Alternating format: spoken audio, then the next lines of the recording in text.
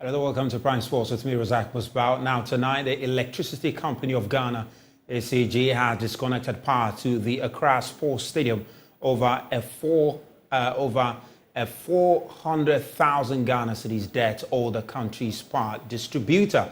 Now, the disconnection was done on Monday evening as workers work in relays to put the facility in shape to host Friday's Paris 2024 Olympic football qualifier match against between Zambia's women's national team and Ghana's Black Queens. It is not the first time ECG has cut power to the stadium over its debt. In March 2022, the National Task Force of ECG disconnected power supply to the stadium over a debt to the tune of over 500,000 Ghana cedis. In fact, other facilities under the management of the National Sports Authority have suffered similar fate in the past. In April 2023, the Northern Electricity Distribution Company disconnected power supply to the Aliu Mahama Stadium in Tamale for owing the power company over 400,000 Ghana cedis. Apart from Friday's crucial Olympic qualifier, the Accra Sports Stadium will also host all of the men's football action at the 2023 African Games set to start on March 8th. The facility will also be the venue for two other events, namely the Sambo and wrestling.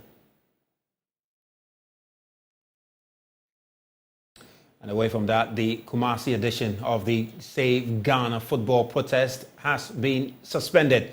The protest, which was slated for February 23rd, 2024 in the Garden City, was expected to be a repeat of what happened in Accra on February 14th, where football enthusiasts took to the streets to advocate improvement in the development of the game in the country. However, according to the conveners of the demonstration, the planned Kumasi event has been put on hold in order to honor invitation by the Ghana Football Association and other stakeholders for a dialogue. Now, Veronica Komi is one of the conveners, and she joins me now on phone for the latest on this very development. Veronica, thank you so much for making time to join us on Prime Sports. Can you tell us exactly what the Ghana Football Association has communicated to you, for which reason you've decided to put this demonstration on hold? Thank you very much for having me, and good evening. Without a doubt, I think about a week ago, the conversation was whether the demonstration will hold and what we were articulating. We're trying to have a repeat of that in Kumasi, and I dare say that we have had interest nationwide to ensure that it is replicated. But whether we do Kumasi or nationwide, the focus is one, is to save Ghana football, is to have changes made, is to ensure the nation has a policy going forward. And this petition, without a doubt, targets a group of people: Government of Ghana, Parliament, the Ghana Football Association, the Ministry of Youth and Sports, and all stakeholders, of which fans like us are also major stakeholders. So the target is to make these changes. And after Friday's last week Wednesday's demonstration, we have had positive feedback from some of the people who petitioned. So far, I could mention Parliament. The Ghana Football Association also has reached out asking that the conveners are met because they received the petition and they want us to have a conversation around it to see how they are able to also play their part in terms of fashioning out a way forward. We as conveners do believe that there should be room for dialogue, because it's not just demonstration. It's not just for the sake of demonstration that we are out there. The demands that we are making must be worked on by specific stakeholders, which include Parliament, which includes the President of Ghana, the Ghana Football Association, and other stakeholders I mentioned earlier. So it is important that that room is created so that dialogue can begin, because it's also a very important part in fashioning out the way forward.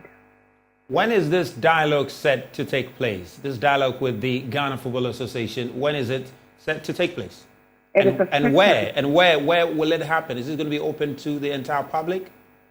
It is not open to the entire public, but the public will get to know exactly what transpires in there. Obviously, the 15 points that we raised in the petition will be articulated quite strongly. We do appreciate that the GFA will not have what it takes to implement all of them because there are different stakeholders to it. We do believe that meeting with the Ghana Football Association is expected to be somewhere this week.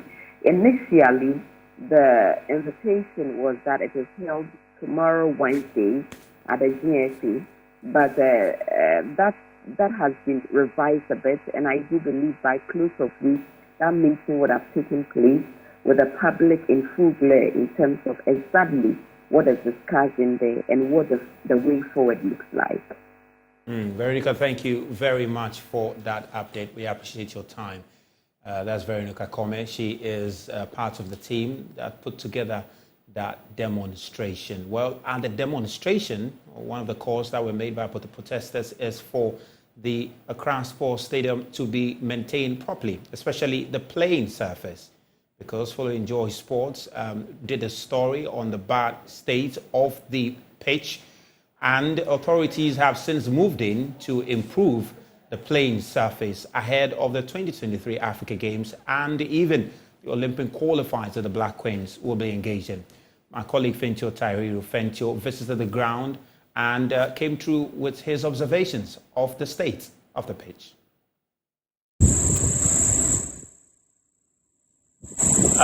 So I'm here at the Accra Sports Stadium to check out the pitch. Now, 2 weeks ago, my colleague Achitamokle was here to do a report on the state of the Accra Sports Stadium pitch. And anyone that saw that pitch was outraged, rightly so, because there were mushrooms springing onto what looked like weeds and not necessarily grass meant for playing football. Exactly 2 weeks later, we are back here, and I have to say that credit has to be given to the NSA and to Frank Boahing and his green grass technology for the speed with which they at least brought this pitch to the state that it is now. It's looking green, it's looking lush. Now, I'm no expert at pitches, but obviously I was here to watch the Black Queens train as well, and the ball appeared to be moving smoothly. Now, there are other conditions that could disrupt or that could provide a challenge as to the quality of this pitch, and those include, for example, heavy rains. But until that happens, for now, I just have to give credit to the people for at least working assiduously to make the pitch at least green and playable within such a short period of time.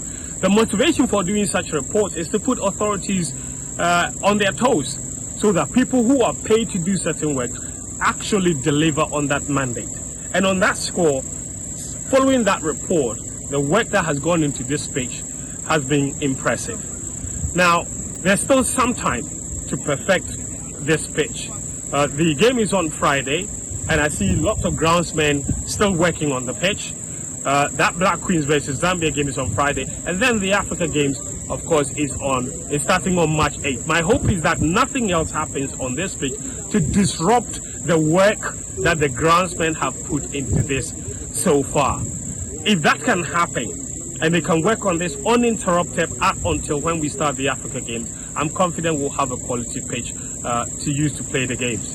There are other aspects of the stadium that needs work. For example, the washrooms and even the seats. I have always contended that there is no way anybody should buy a ticket to come into the stadium to watch a football match and still have to invest in a handkerchief to come and clean the seats. That is the NSA's job.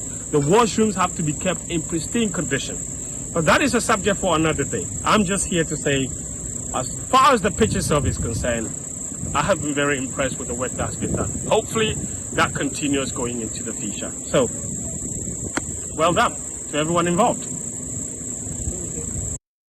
Now let's get to the camp of Accra folk, because their board chairman, Togbe Afede the 16th, has expressed confidence in the direction of the club amid calls for him to vacate his role as board chairman. According to him, the club has laid the required foundation for success and must not entertain any distractions.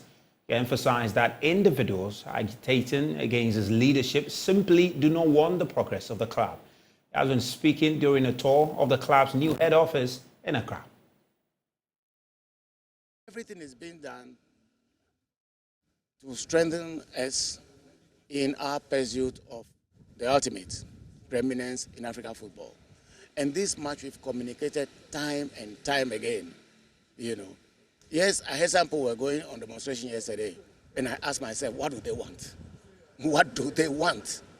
What do they want that we haven't done? We've done everything. After all this, the only thing that House will not have is a stadium. We are streets ahead of, all of our counterparts. I would say in the whole of the South region will come out as one of the very best. So sometimes it's difficult to know what they really want. And so it leads you to believe that they just don't want the progress of this club. Unfortunately, I'm sorry to say. No matter what we do, they don't seem to like it. They all are aware we just got a new coach. They all are aware we just got a new MD. So what are they demonstrating for? We talk about putting in place a new board and announcing that new board at our next AGM, which we had planned for this month. Delays in the audit of the accounts have meant that we have to postpone the AGM to next month. So if you are going to have a new board in place next month, what are you agitating for? It looks like agitating for agitating's sake. It looks like people who don't really, a few minority who don't want to succeed. So whenever we take very good steps, they probably want to divert our focus. I would plead with them to try to be real supporters. Real supporters, even during difficult times, stick by their clubs, and they should remember that we love the club as much as they do, if not more. That's why we spend time and resources on the club. Let them be real supporters. Not people who want to cause distractions, diversion of focus from the things that matter that we should be doing. I mean, yesterday the demonstration in particular was so much uncalled for, particularly when they've all been aware of the humiliation Ghana suffered in Ivory Coast, which is partly blamed on the fact that not enough investment has been done into the game. Not enough investment has been done by way of infrastructure. So if we are doing that, if we are setting the pace, they better feel proud about what we are doing. Sports, but that's all we've got for you here on Joy News with me, Razak Musbao. Up next is PM Express. Please do stay tuned.